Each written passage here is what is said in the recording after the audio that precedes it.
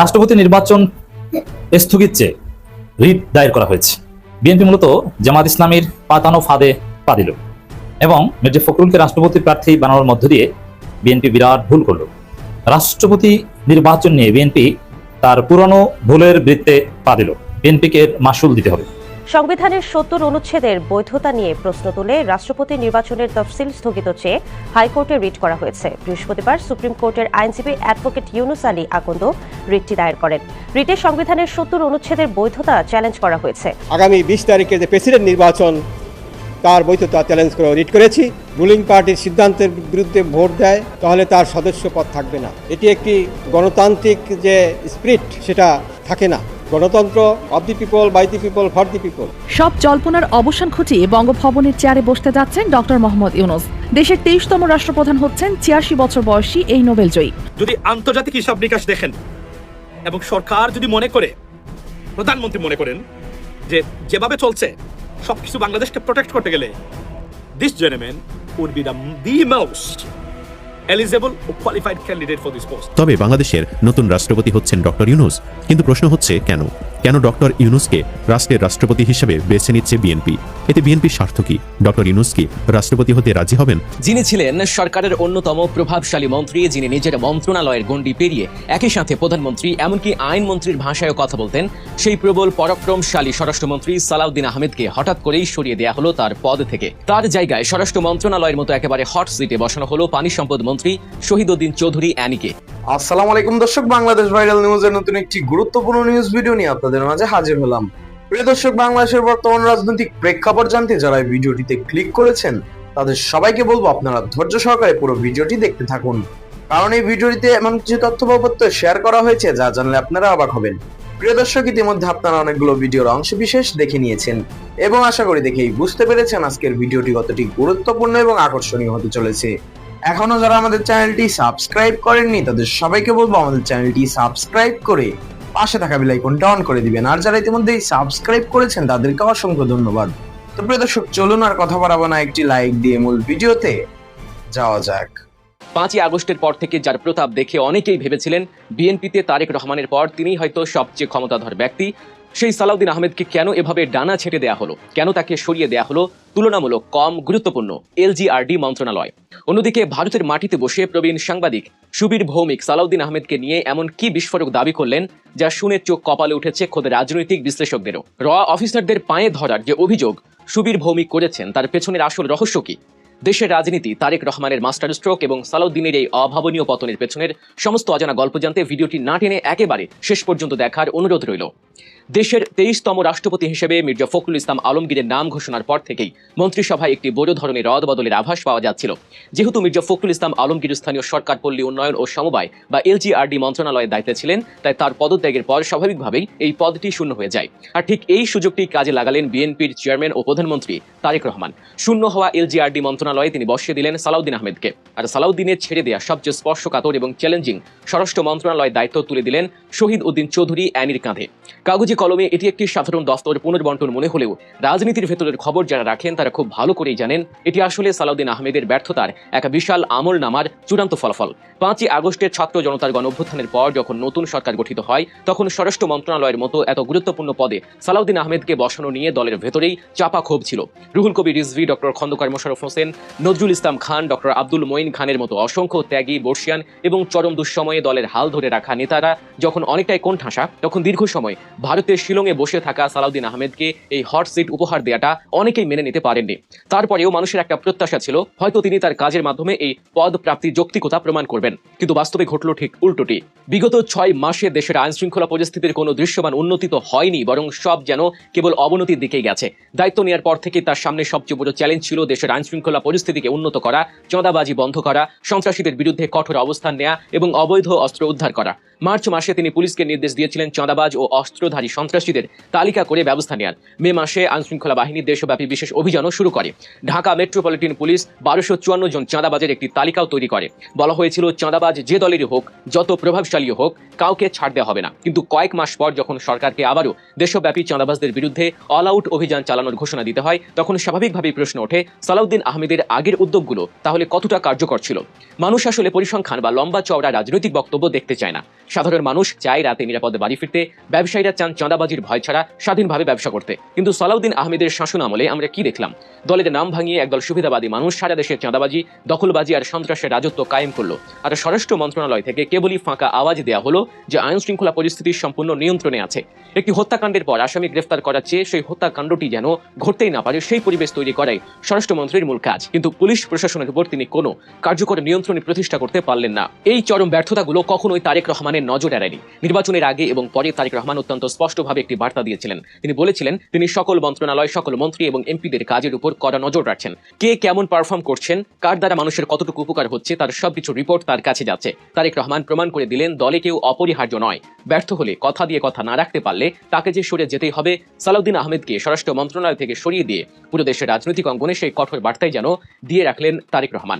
তবে সালাউদ্দিন আহমেদের এই রদবদলের খবরের মাঝে একেবারে বোমা ফাটিয়েছেন ভারতের বর্ষিয়ান সাংবাদিক সুবীর ভৌমিক। 5ই আগস্ট ঘটার পর নির্বাচনে যখন সালাউদ্দিন আহমেদ স্বরাষ্ট্রমন্ত্রী হিসেবে ক্যামেরার সামনে বসে বড় বড় কথা বলছিলেন, ভারত বিরোধী নানা কড়া বক্তব্য দিচ্ছিলেন, তখন সুবীর ভৌমিক একটি ভিডিও বার্তায় সালাউদ্দিনের অতীত নিয়ে চরম বিস্ফোরক কিছু তথ্য সামনে আনেন।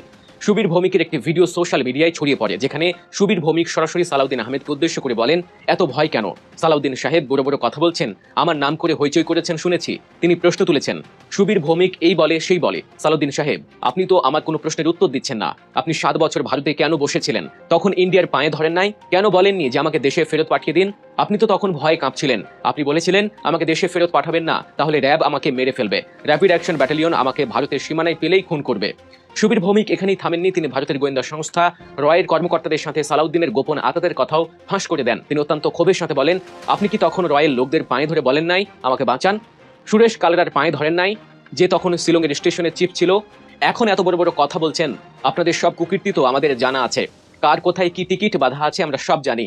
সালাউদ্দিন আজকে বড় বড় কথা বলতেছেন, কিন্তু সেদিন আমাদের রয়ের সুরেশ কালরার পায়ে ধরে রীতিমতো কেঁদেছিলেন যাতে তাকে বাংলাদেশে ফেরত পাঠানো না হয়। সুবীর ভৌমিকের এই বক্তব্য দেশের রাজনীতিতে রীতিমতো তোলপাড় সৃষ্টি করেছে। যে মানুষটি আজ দেশের অন্যতম প্রধান নীতি নির্ধারক হিসেবে হুঙ্কার ছাড়ছেন, তিনি ভারতের মাটিতে বসে নিজের প্রাণ বাঁচাতে ভারতীয় গোয়েন্দা সংস্থার কর্মকর্তাদের পায়ে পড়েছিলেন। এমন অভিযোগ যদি সত্যি হয়, তবে তা দেশের সার্বভৌমত্ব এবং স্বরাষ্ট্র মন্ত্রণালয়ের মতো স্পর্শকাতর জায়গার জন্য কতটা হুমকি স্বরূপ ছিল তার বলার অপেক্ষা রাখে না। একদিকে দেশের ভেতরে আইন শৃঙ্খলা রক্ষায় চরম ব্যর্থতা, অন্যদিকে ভারতীয় গোয়েন্দাদের সাথে অতীতের এমন লজ্জাজনক আতাতের অভিযোগ।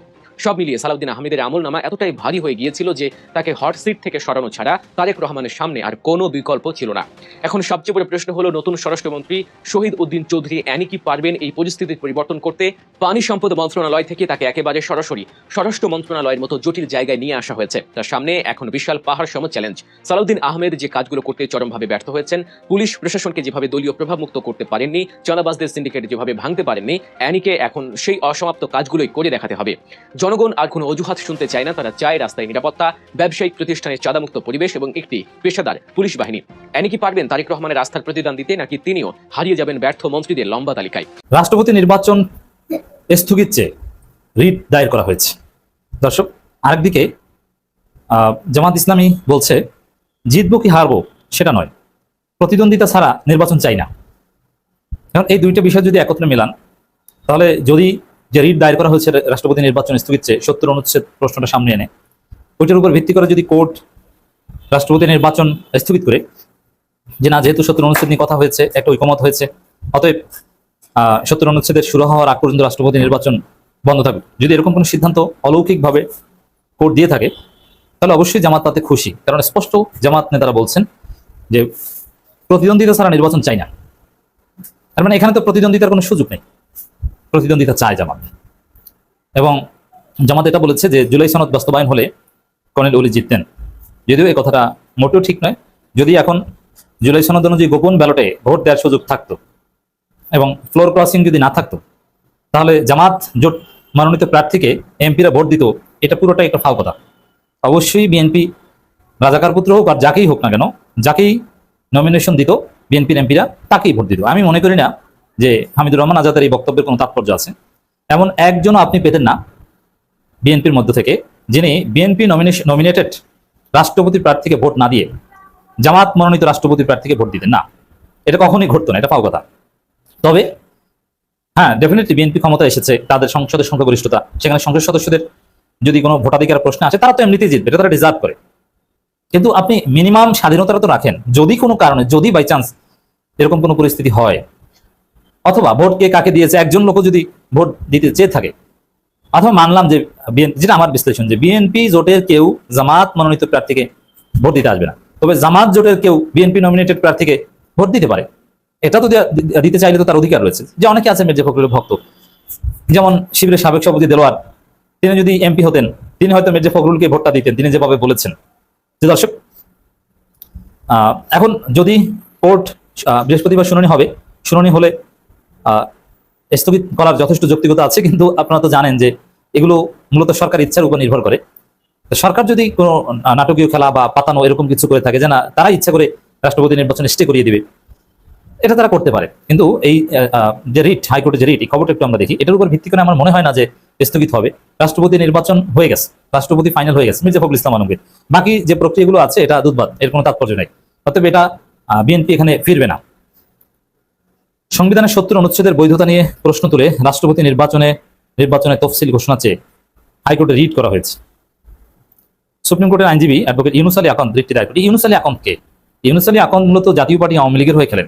তিনি একসময় জাতীয় পার্টি করতেন বলে কোনো সোর্স আমাদেরকে বলেছে। তিনি এমপি ইলেকশন করতে চেয়েছিলেন জাতীয় পার্টির হয়ে।